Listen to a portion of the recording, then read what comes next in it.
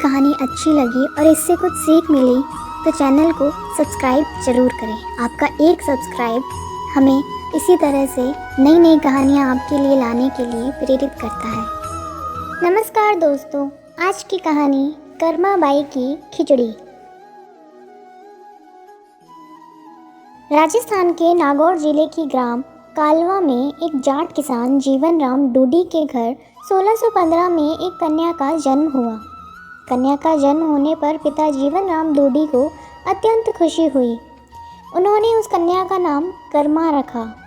कर्मा को सभी कर्मा बाई भी बुलाते थे। जीवन राम डूडी स्वयं एक कृष्ण भक्त थे।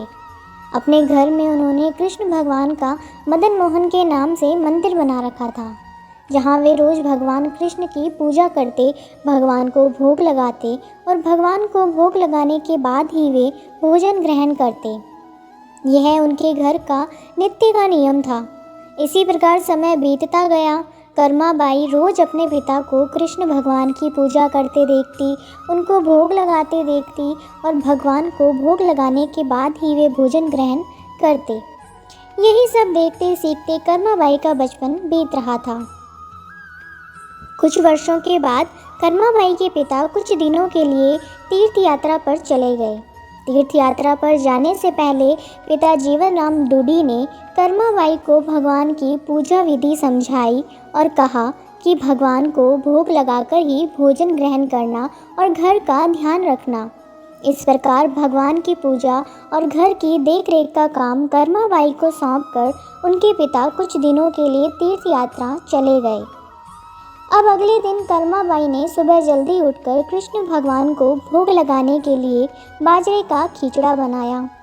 कर्मा बाई ने खिचड़े को थाली में डाला, उसमें घी और गुड़ मिलाया और कृष्ण भगवान को भोग लगाने के लिए खिचड़े की थाली भगवान के सामने रख दी और उनसे कहा, हे भगवान, आपको जब भी भूख लगे तब आप खिचड़ा खा लेना, मैं तब तक घर का दूसरा काम कर लेती हूँ।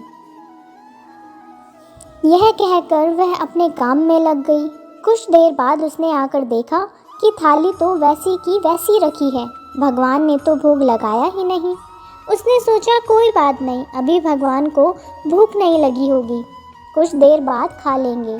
ऐसा सोचकर वह फिर अपने काम में लग गई और बीच में बार बार देखती रही कि भगवान ने भोग लगाया है कि नहीं, पर भगवान ने भोग नहीं लगाया। इस प्रकार दोपहर का समय हो गया। अब कर्मा बाई को चिंता होने लगी कि भगवान ने भोग क्यों नहीं लगाया, क्या खिचड़ा अच्छा नहीं बना या उसमें घी और गुड़ की कमी रह गई। ऐसा सोचकर उसने खिचड़े में थोड़ा और घी और गुड़ मिलाया और थाली लेकर भगवान के सामने बैठ गई। भगवान को भोग लगाने के लिए विनती करने लगी, लेकिन भगवान ने फिर भी भोग नहीं लगाया। तब कर्मा बाई ने भगवान से कहा कि भगवान, आप भोग लगा लीजिए, आपकी पूजा की और आपकी भोग की जिम्मेदारी पिताजी मुझे देकर गए हैं। अगर आप पिताजी का इंतज़ार कर रहे हैं तो आपको भूखा ही रहना पड़ेगा, क्योंकि पिताजी तो तीर्थ यात्रा पर गए हैं और कुछ दिनों के बाद ही आएंगे। तब तक आपको मेरे ही हाथ से बना भोजन करना पड़ेगा। भगवान, मुझे षटरस व्यंजन नहीं बनाने आते हैं और ना ही मुझे विधि विधान से पूजा पाठ करना आता है। मुझे तो बस ये बाजरे का खिचड़ा और रूखी सूखी सब्जी रोटी बनानी आती है। आपको कुछ दिन इसी से गुजारा करना पड़ेगा। मैंने आपके खिचड़े में थोड़ा और ज़्यादा घी और गुड़ भी डाल दिया है, अब तो भोग लगा लीजिए। इस प्रकार कर्मा बार बार भगवान से भोग लगाने को विनती करने लगी, लेकिन भगवान ने फिर भी भोग नहीं लगाया। तब कर्मा बाई ने भगवान से कहा, भगवान, जब तक आप भोग नहीं लगाएंगे तब तक मैं भी नहीं खाऊंगी, आपके साथ साथ मैं भी भूखी रहूंगी। ऐसा कहकर वह भगवान से नाराज़ होकर बैठ गई। दोपहर बीत गई, शाम होने को आई, लेकिन भगवान की तरह कर्मा बाई ने भी कुछ नहीं खाया। आखिरकार कर्मा की जिद देखकर भगवान की मूर्ति से आवाज़ आई, अरे कर्मा, तुमने पर्दा तो किया ही नहीं, मैं ऐसे कैसे भोग लगाऊंगा। यह सुनकर कर्मा बाई ने अपनी ओढ़नी का पर्दा किया और उसी की छाया में भगवान श्री कृष्ण ने बाजरे के खिचड़े का भोग लगाया और पूरी थाली खाली हो गई। कर्मा बाई ने देखा और कहा, हे भगवान, इतनी सी बात थी तो पहले बता देते, सारा दिन खुद भी भूखे रहे और मुझे भी भूखा रखा। इसके बाद भगवान को भोग लगाकर कर्मा ने भी भोजन किया। इस प्रकार ये कर्मा बाई का नित्य का नियम बन गया। कर्मा रोज सुबह जल्दी उठकर सबसे पहले भगवान के लिए भोग बनाती और भोग की थाली भगवान के सामने रखकर पर्दा लगाकर बैठ जाती और कुछ देर में देखती तो थाली पूरी खाली हो जाती। यह देख कर्मा बहुत खुश हो जाती और दूसरे कामों में लग जाती।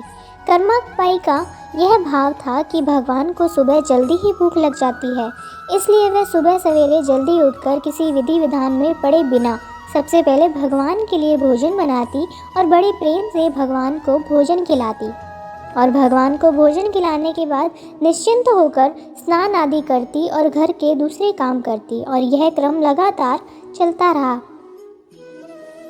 कुछ दिनों बाद कर्मा बाई के पिता तीर्थ यात्रा कर घर लौट आए। पिता के आने पर कर्मा ने उन्हें बताया कि पहले दिन जब उसने भगवान कृष्ण को भोग लगाया तो कैसे भगवान ने सारा दिन नखरे किए और शाम को जाकर खिचड़ा खाया, और अब तो भगवान कृष्ण सुबह जल्दी ही भोग लगाते ही पूरी थाली साफ कर देते हैं। यह सुनकर कर्मा बाई के पिताजी आश्चर्यचकित रह गए और कृष्ण भक्त पिता को कर्मा की सरल प्रेम भक्ति और भगवान श्री कृष्ण की कृपा को समझते देर नहीं लगी। कर्मा के पिताजी ने सोचा, जिस भगवान को प्राप्त करने वो तीर्थ यात्रा करने गए थे वो भगवान उनके घर में ही विराजमान है और उनकी पुत्री के हाथों से रोज भोग लगाते हैं। मन में ऐसा सोचकर वे कर्मा बाई को अपनी पुत्री के रूप में प्राप्त करके अपने आप को धन्य समझने लगे और उन्होंने कर्मा बाई से कहा कि पुत्री, आज से तुम ही भगवान की सेवा करना और रोज़ भगवान को अपने हाथों से भोग लगाना। ऐसा सुनकर कर्मा बाई बहुत प्रसन्न हुई और रोज़ इसी प्रकार सुबह जल्दी उठकर अत्यंत प्रेम भाव से भगवान श्री कृष्ण को भोग लगाने लगी। इस प्रकार यह उसका रोज का नियम बन गया। कुछ वर्ष बाद कर्मा बाई के पिताजी देवलोक गमन कर गए। अब कर्मा अकेली रह गई, इसलिए कर्मा का घर में मन नहीं लगता था। इसलिए कर्मा घर से भगवान श्री कृष्ण की मूर्ति लेकर अपने गांव कालवा को छोड़कर तीर्थ यात्रा पर निकल गई। भारत में अलग अलग तीर्थों के दर्शन करते करते कर्मा बाई उड़ीसा के जगन्नाथपुरी पहुंच गई और जगन्नाथपुरी में ही कर्मा ने निवास करने का निश्चय किया। जगन्नाथपुरी में ही कर्मा ने एक छोटी सी कुटिया बना ली और उसमें निवास करने लगी। अब कर्मा रोज अपने नियम के अनुसार सुबह सवेरे जल्दी उठकर भगवान श्री कृष्ण के लिए बड़े प्रेम से खिचड़ा बनाती और भगवान को थाली में भोग लगाती। कुछ देर में भगवान खिचड़ा खा लेते और थाली साफ हो जाती। इसके बाद कर्मा अपने स्नान ध्यान आदि नित्य कर्मों में लग जाती और इसी प्रकार यह क्रम निरंतर चलता रहा। एक दिन कर्मा बाई के भगवान श्री कृष्ण को भोग लगाने के बाद एक छोटा सा बालक उनके पास आया और बोला, माँ, कुछ खाने को है, बड़ी भूख लगी है। कर्मा बाई ने कहा, हाँ बेटा, मैंने अभी अभी खिचड़ा बनाया है, आजा बैठ, तू भी खिचड़ा खा ले। यह कहकर कर्मा बाई ने बड़े प्यार से बालक को खिचड़ा परोसा और बालक ने भी बड़े ही चाव से खिचड़ा खाया। उस बालक के रूप में स्वयं भगवान जगन्नाथ कर्मा बाई के हाथ से बना खिचड़ा खाने साक्षात पधारे थे। बालक ने जल्दी से खिचड़ा खा लिया और उनसे कहा, माँ, मैं कल भी खिचड़ा खाने आ जाऊँ? कर्मा बाई ने कहा, कल क्या बेटा, मैं तेरे लिए रोज़ खिचड़ा बना कर रखूँगी, तू रोज़ खिचड़ा खाने आ जाया कर। बालक ने कहा, ठीक है माँ, मैं रोज़ खिचड़ा खाने आऊँगा। यह कहकर बालक चला गया। अगले दिन से बालक रोज़ सुबह सवेरे कर्मा बाई के पास खिचड़ा खाने आने लगा। कर्मा बाई भी रोज़ अपने नियम से सुबह सवेरे जल्दी उठकर भगवान श्री कृष्ण के लिए खिचड़ा बनाती और भगवान के सामने थाली रखती। फिर भगवान खिचड़ी का भोग लगाते और उसके कुछ ही देर बाद वो बालक आ जाता। फिर कर्मा बाई उसे भी बड़े प्रेम से खिचड़ा खिलाती और उसके बाद अपने स्नान ध्यान आदि दैनिक कार्यों में लग जाती और यह क्रम इसी प्रकार चलता रहा।